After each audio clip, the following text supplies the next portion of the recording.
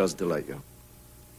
I opposed the oil for food program with all my heart, not for the reasons that you are troubled by it, but because it was a program which saw the death, I'm talking about the death now, I'm talking about a mass grave of 1 million people, most of them children, in Iraq.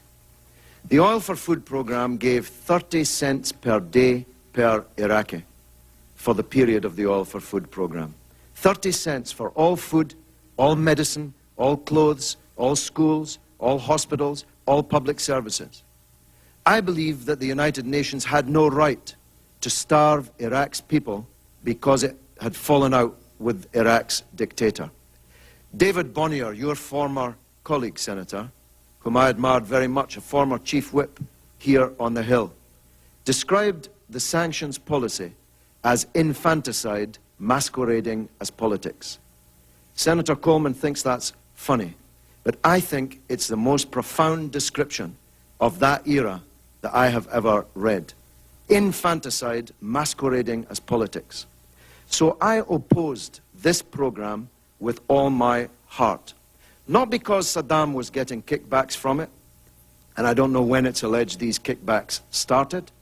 Not because some individuals were getting rich doing business with Iraq under it, but because it was a murderous policy of killing huge numbers of Iraqis. That's what troubles me.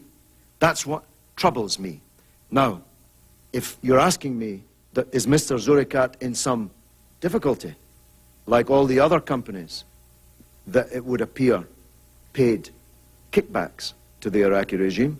No doubt he is, although it would appear he's quite small beer compared to the American companies who were involved in the same thing. Now my question. That's what I told you. What troubles me. I'm asking you. Would it trouble you? My question now that you've given us your statement about your feeling about the Oil for Food program, my question is, would you be troubled if you knew that Mr. Zurikat paid a kickback in order to get an allocation of an oil contract? That's a very simple question. It's Mr. Zurikat's problem, not mine. It would not trouble you. It's Mr. Zurikat's problem, not mine. And so that if a kickback, which was illegal under international, now you may not agree with the UN, but that's the international community that you're attacking, which is fine. You're entitled to do that. You're entitled, and I'll defend your right to do it. But you're attacking a UN program, which is your right to do, which was aimed at providing humanitarian assistance to try to alleviate the problems that the sanctions provided, which is your right to do. But my question, which you are so far evading, is, would you be troubled if that UN Oil for Food program was being circumvented by the kind of kickbacks which were taking place and being given to Saddam Hussein in order to obtain allocations under that program if Mr. Zurikat participated in that kickback scheme which violated the UN sanctions? You may not have agreed with it, but it violated the program. Would it trouble you if he violated that UN program in that way? That's my question. Senator, there are many things. I know other things trouble you, but can you just give us a straightforward answer? You've given us a long explanation of other things that trouble you, which is your right. Now I'm asking you whether that troubles you. It troubles me that it might put him in difficulty. It troubles me that it might now lead to a prosecution of him.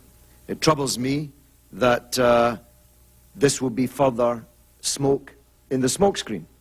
But I, root and branch, opposed this Oil for Food program. There's a lot of things you oppose, but you don't believe should be circumvented in illegal ways, isn't that? Well, please, Senator, you supported the illegal attack on Iraq. Don't talk to me about illegality. Sorry about that, I didn't. But that's beside the point. Well, that's beside the point. You're wrong on your facts. I'm collectively talking about the Senate, not you personally. Well, it's okay. That's all right. Let me go back to my question. I don't want to get. I don't want to get involved. I don't want to get involved in. Why not? You want to talk about illegality? No. You launched an illegal war which has killed 100,000 people. Let's try. You want me to be troubled about? No, I want you to answer. I want you to answer questions which are fairly put and directly put to you. Now I'll ask you two last questions. If Mr. Zurikat's contributions to Miriam's appeal came from the sale of oil or his share of a sale from oil, which he was able to obtain because he paid a kickback in violation of the UN program, would that contribution trouble you? That's my question.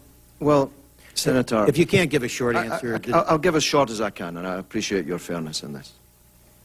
Fundraising for political purposes is seldom pretty, as any American politician could testify. I took the view, I can be criticized for it, have been criticized for it, that I would fundraise from the kings of Arabia, whose political systems I have opposed all my life, in order to raise funds for what I thought was an emergency facing a disaster. And I did not ask Mr. Zuricha which part of his profits from his entire business empire he was making donations to our That wasn't my from. question. My question Well, was, my question is, would it trouble you if you found that out? And Well, it's okay. You're not going to answer it. It's clear to me. I want to go to my next question. All right. You're just simply not going to answer it. I will say, American politicians who find the source of money after it's given to them is troubling. When they find out something they didn't know afterwards, frequently will, and hopefully I think always, but at least frequently, will return that money, will say they disagree with the source of the money. Hopefully all of us will do that, but whether or not we all live up to that standard, you clearly do not adopt that as a standard for contributions to Miriam's appeal. You're not going to look at the source of the money. You're just simply going to accept the money, and you've made that clear. I want to just ask you about Tariq Aziz. Yeah. Tariq Aziz. You've indicated who you didn't talk to and who you did talk to. Did you have conversations with Tariq Aziz about the award of oil allocations? That's my question. Never. Thank you. I'm done. Thank you. Just one follow-up on the Tariq Aziz question. How often, can you describe your relationship with Tariq Aziz? Friendly. How often did you meet him? Many times. Can you give an estimate of that?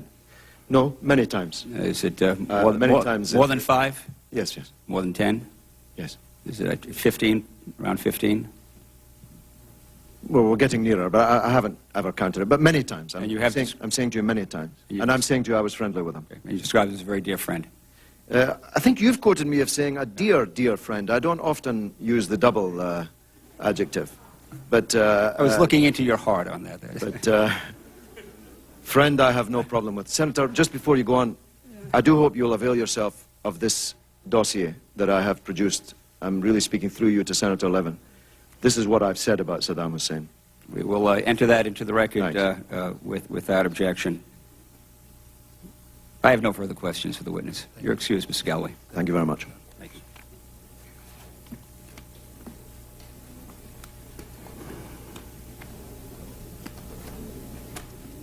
Was there a vote on? Did we have a vote? Take a look at that. It's either a recess or a vote. Huh? Looks like either a vote or a recess. 15-minute vote at 12:02. What? 15-minute vote at 12:02. We have a vote. The hearing will be recessed. We have one more time. We'll be recessed for 20 minutes.